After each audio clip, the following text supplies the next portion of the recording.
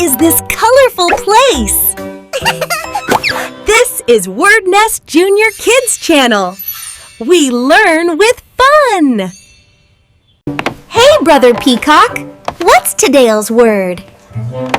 It sounds a bit deep.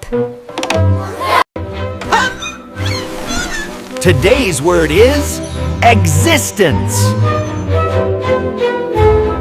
Existence? Does that mean I exist or I don't?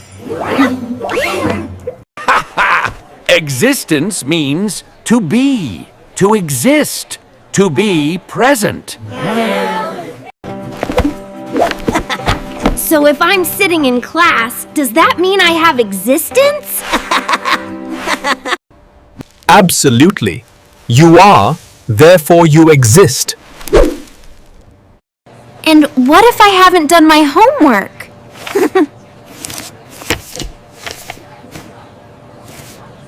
Then the homework's existence is missing.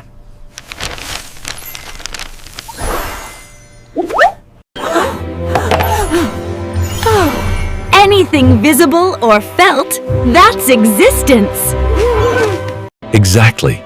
Existence means being and living in life.